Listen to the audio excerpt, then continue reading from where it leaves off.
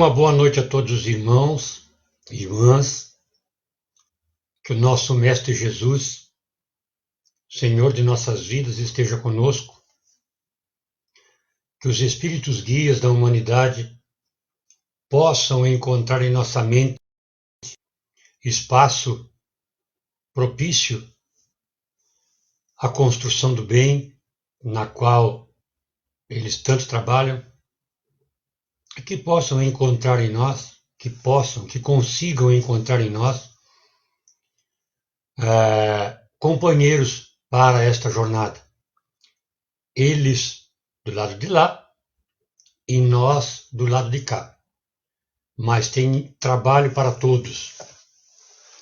De forma especial, quero manifestar minha gratidão a Deus, a Jesus, aos espíritos guias, aos espíritos encarnados que abrem esta possibilidade de trabalho para a gente, Talarico, Rômulo, irmãos de caminhada na Seara do Cristo. Mais uma vez, muito obrigado por esta oportunidade, que é um remédio bendito que a vida oferece para todos nós, os delinquentes do passado, agora tendo a oportunidade de reconstruir, através da palavra de Jesus, na doutrina espírita, o caminho de dores lá do passado. Como é praxe nas atividades espíritas, na abertura de cada trabalho, de cada atividade, a leitura do Evangelho e a prece. Então, vamos ficar para a nossa reflexão do capítulo 5 do Evangelho segundo o Espiritismo, item 6, causas anteriores das aflições. Se há males nesta vida, cuja causa primária é o homem, outros há também aos quais, pelo menos na aparência, ele é completamente estranho e que parecem atingi-lo como por fatalidade. Tal, por exemplo, a perda de entes queridos e a dos que são amparo da família. Tais ainda os acidentes que nenhuma previsão poderia impedir, os reveses da fortuna, as frustrações, todas as precauções aconselhadas pela prudência, os flagelos naturais, as enfermidades de nascença, sobretudo as que tiram a tantos infelizes os meios de ganhar a vida pelo trabalho, as deformidades, a idiotia. Os que nascem nessas condições certamente nada hão feito na existência atual para merecer, sem compensação, tão triste sorte, que não podiam evitar, que são impotentes para mudar por si mesmos e que os põe à mercê da comiseração pública. Por que, pois, se eles estão desgraçados enquanto ao lado deles, sob o mesmo teto, na mesma família, outros são tão favorecidos de todos os modos?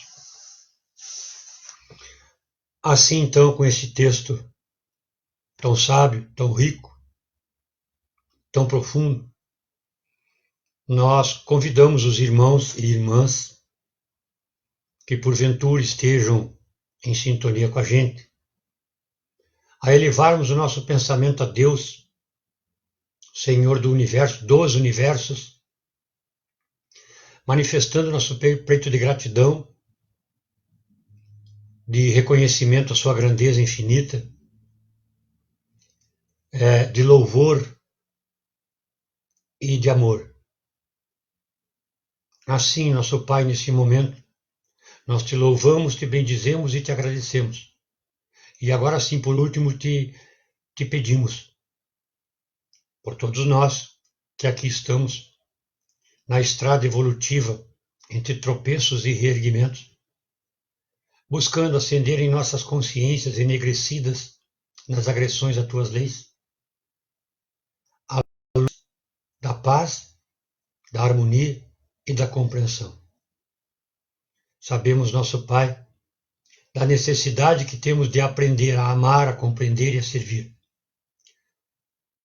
Essas de que somos profundamente carentes e que são a causa de nossas aflições e de nossas angústias. Sustentados pelo teu amor, pela tua bondade, pela misericórdia do Cristo e pela solicitude dos companheiros espirituais, nós inauguramos o nosso trabalho desta noite manifestando uma vez mais a nossa gratidão por tudo que temos. Muito obrigado, Senhor. Queridas irmãs e irmãos, não há como começar um trabalho espírita nesse momento sem lembrar do coronavírus. Porque o coronavírus é o assunto do dia a dia. O coronavírus está na mesa, está no prato que a gente come, né? A gente senta para fazer uma refeição e já enxerga o coronavírus. Porque só se fala nele. A mídia fala nele. Quando a mídia não fala, nós falamos, continuamos falando. E é necessário que a gente fale nele e que a gente pense nele. Porque o coronavírus, na realidade, segundo nos acabou de dizer o Evangelho, é consequência do que nós mesmos geramos. O coronavírus é uma necessidade momentânea da humanidade. Se analisarmos o nosso Mestre Jesus, lá no capítulo 16 do Evangelho de João, versículo 33, ele vai dizer: no mundo tereis aflições, mas tende bom ânimo, eu venci o mundo. De que mundo Jesus falava? Perdão. De que mundo Jesus falava? Será que Jesus estava falando do exterior? Será que Jesus estava falando do mundo virtual, onde as pessoas se degladiam no Facebook? Onde todo mundo... Porque o meu candidato faria assim, meu candidato está fazendo assim.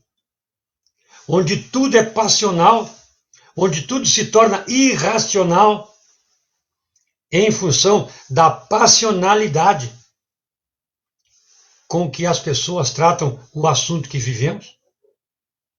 Porque, na realidade, minhas irmãs e meus irmãos, o assunto, o momento, não é para discussão. O momento é para reflexão. O momento é para autoconhecimento. Não é por acaso que Deus nos colocou dentro das nossas casinhas. Mas a gente esqueceu a casinha física, que é o lar, ou que deveria ser o lar. E a gente se afeiçoou demais à nossa casinha virtual, esta aqui. O Facebook, o WhatsApp, o Slack, que agora eu nem conhecia esse tal de Slack, apareceu agora, eu tive que aprender a usar, por necessidade de trabalho. E outros tantos, o Twitter, o e-mail. Então, vejamos o que nós estamos fazendo deste momento. Será que Jesus referia-se a este mundo virtual de discussão, de discussões aguerridas, onde muita gente fala com tamanha impropriedade de assuntos que não conhece? Como é que eu posso ir para o Facebook falar de medicina?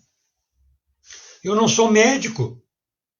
Eu tenho que aprender a ouvir e seguir aqueles que são médicos, que se especializaram nesta ciência e que muitos deles reencarnaram com a missão de serem médicos para trabalhar em momentos como esse.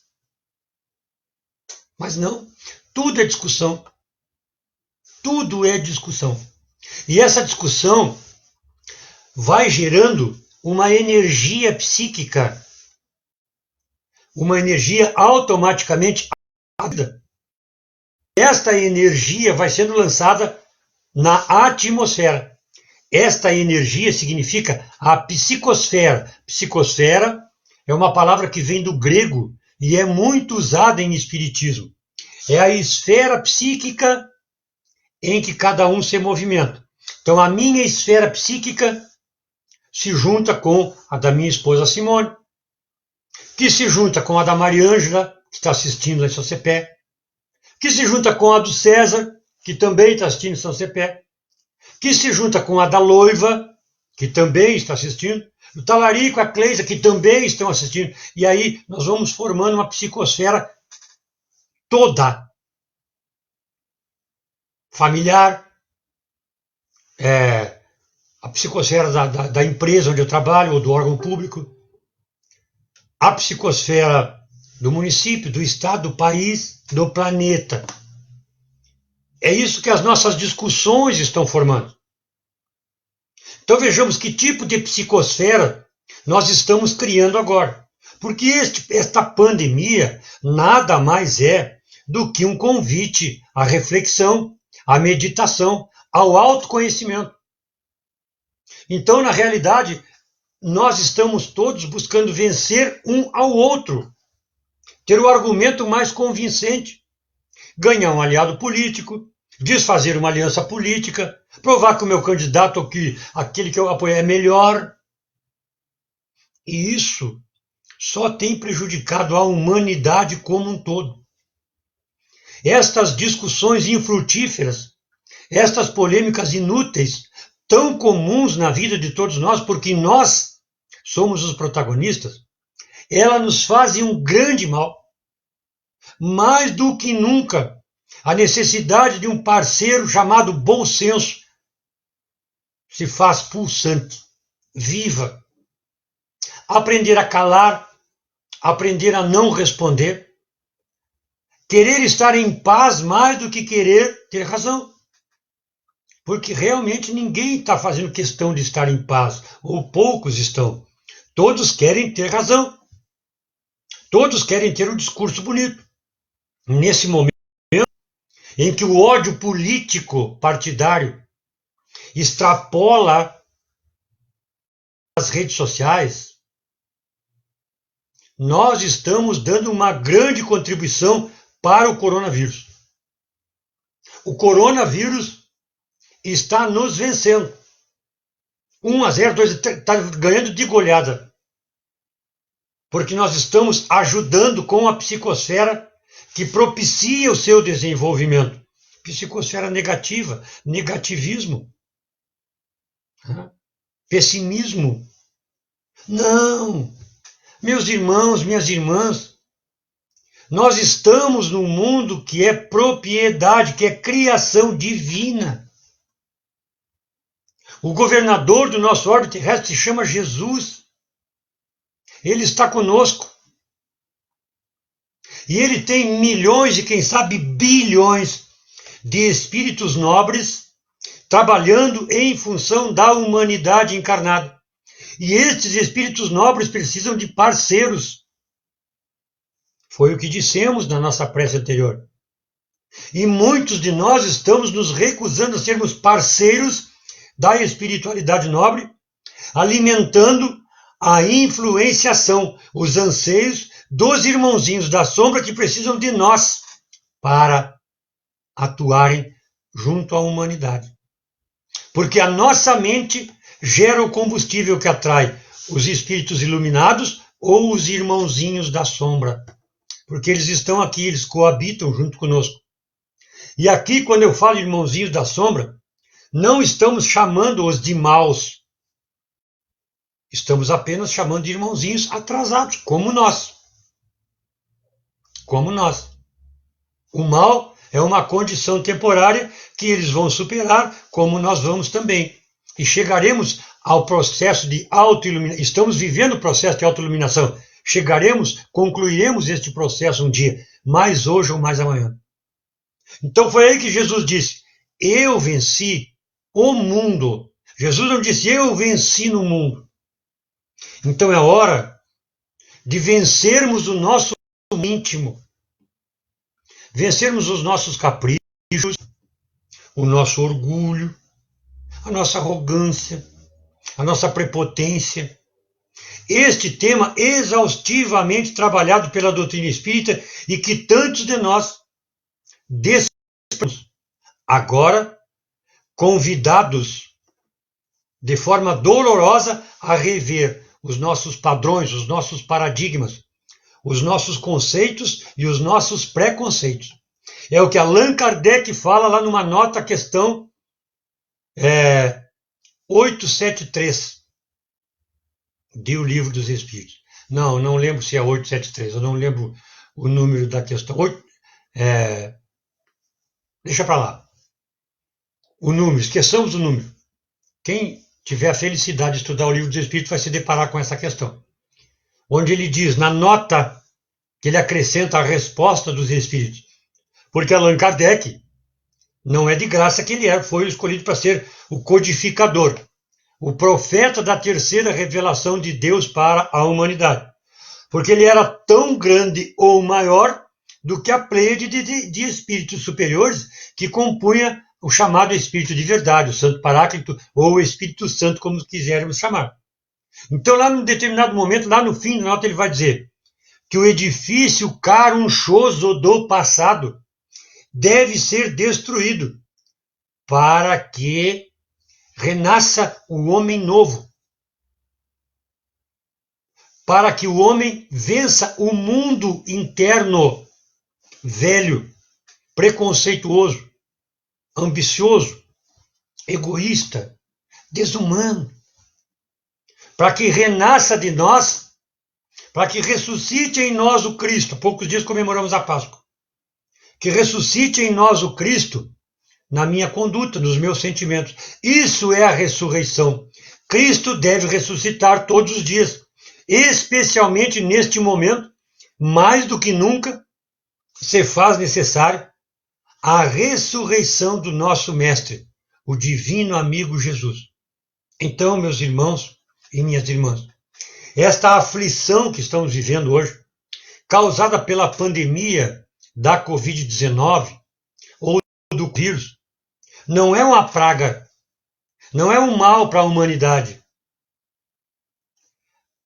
Em o Evangelho segundo o Espiritismo, no capítulo 5º, quando os Espíritos nos falam sobre o mal e o remédio, a situação é exatamente essa em que a gente vive.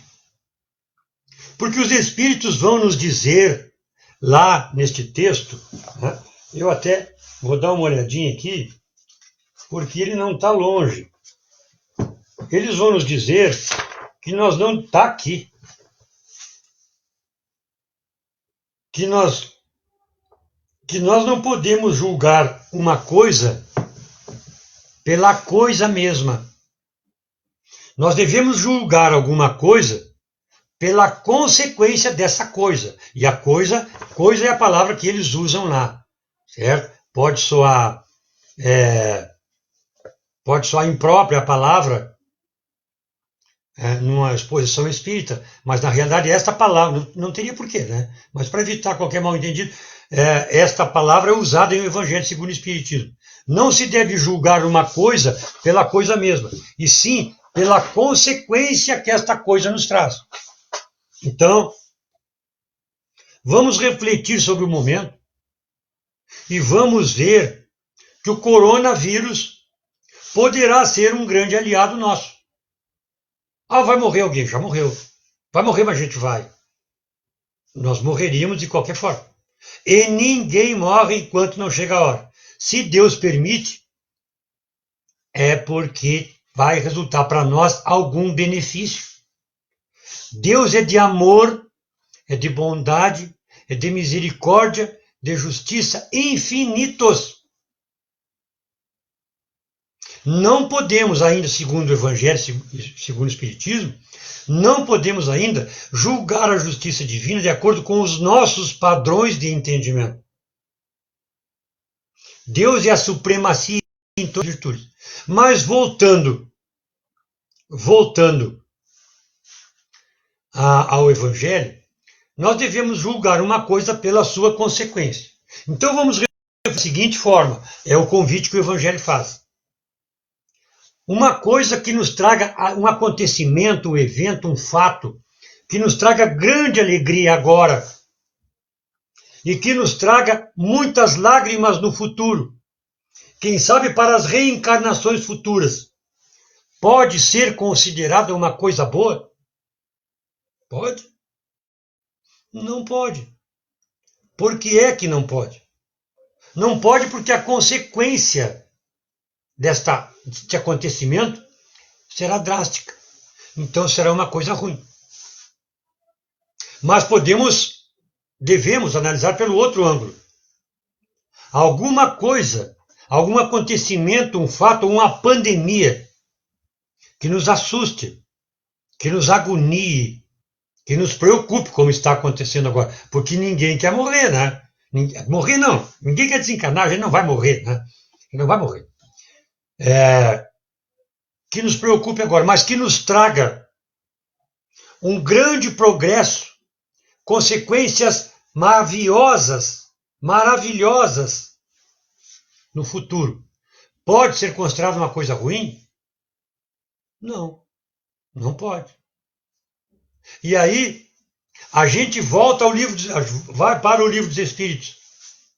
Quando na questão 740, Allan Kardec pergunta, mas Deus não teria outros meios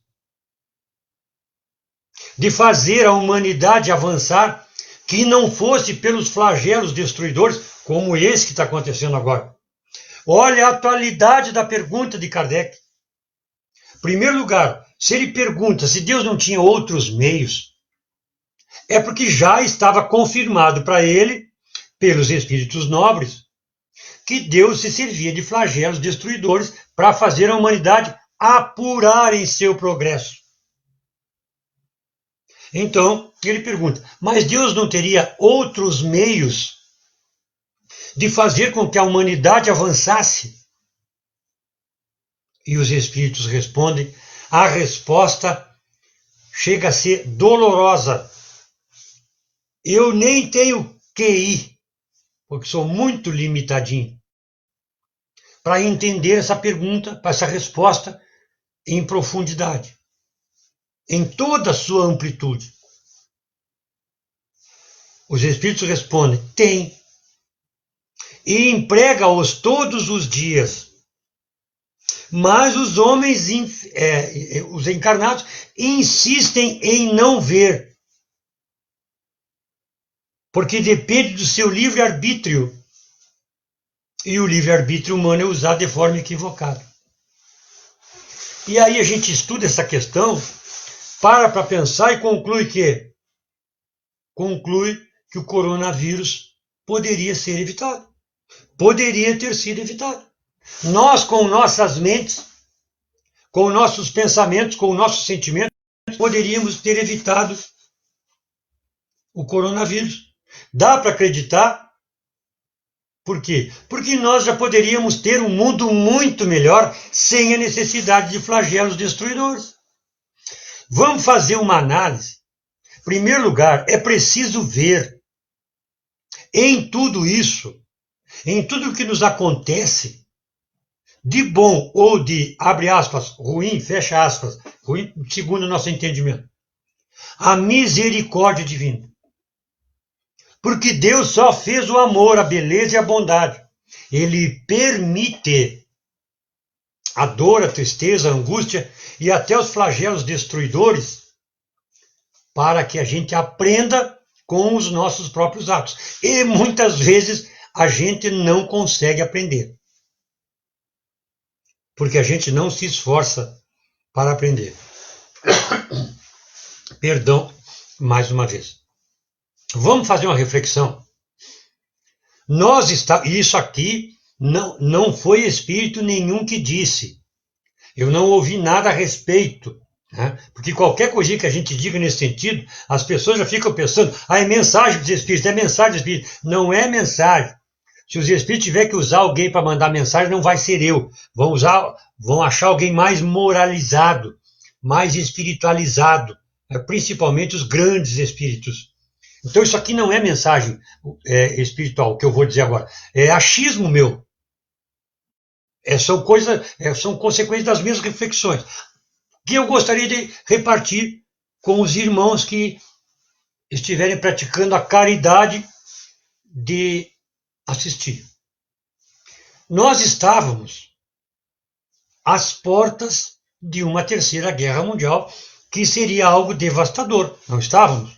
Então, o líder coreano, lá da Coreia do Norte, o líder norte-coreano, o líder norte-americano, o líder sírio, o líder iraniano, são algumas nações belicosas que, por questões que nem vem ao caso agora, o assunto não é política, que por questões mil estavam às portas de uma guerra nuclear. Será que Deus não permitiu este coronavírus agora, dizendo assim, ó, meu filho, você estava afim de fazer uma matança lá no tal país, agora faz o seguinte, você vai se voltar para dentro do seu país e vai cuidar dos seus irmãos, os seus dirigidos, seus comandados, seus liderados. Será que não foi o Covid? Será que não foi? Não, eu vou fazer o seguinte, essa guerra mataria milhões em pessoas de países que não tem nada a ver com a guerra. Então faz o seguinte, agora cada um se volta para dentro de si mesmo e vai cuidar do seu povo. E você que é povo, vai aprender a cuidar do teu irmão. Vão cuidar uns dos outros. Vão aprender amor, aprender amor. Amor se aprende. Vão aprender paciência dentro de casa, comendo, bebendo, dormindo, lendo. Vão aprender respeito pelo sofrimento alheio. E por aí você vai. Quanta coisa a gente pode aprender agora com esta pandemia.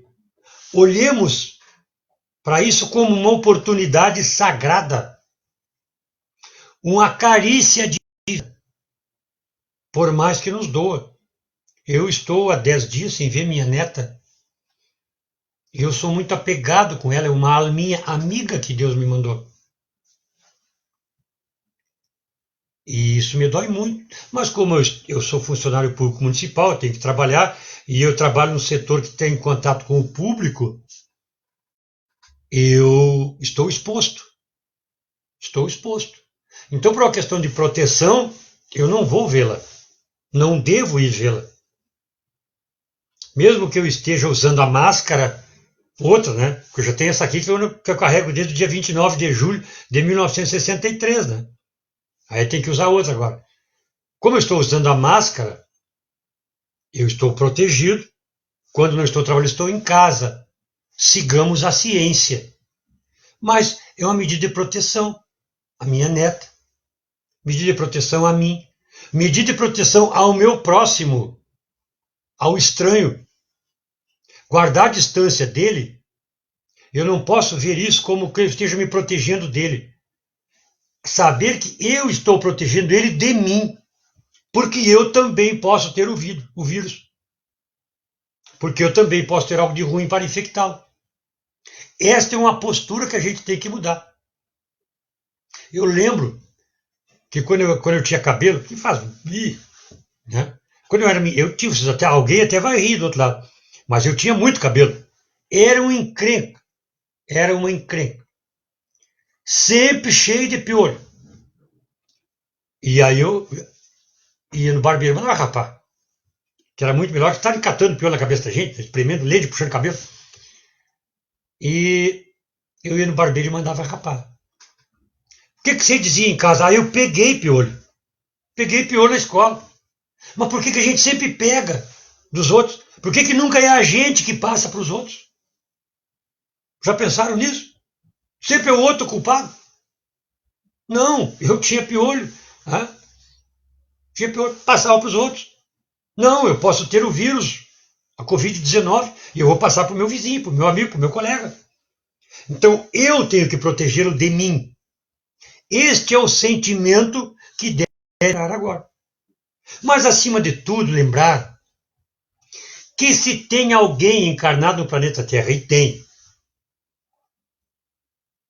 trabalhando de forma equivocada, na espiritualidade tem bilhões de irmãos nobríssimos que estão trabalhando com cientistas da Terra, inclusive para descobrir uma vacina que não vai demorar a chegar. Isso é garantido. A vacina não vai demorar a chegar. Porque os espíritos nobres estão trabalhando com cientistas, alguns deles brasileiros. Alguns deles brasileiros. E a vacina vai surgir. Quem é que me disse isso? Ninguém me disse. A gente é espírita, a gente sabe que é assim que funciona. A gente sabe que é assim que funciona. Da mesma forma que os respiradores que foram criados pela Universidade de Caxias do Sul, que já estão funcionando, obviamente fluídos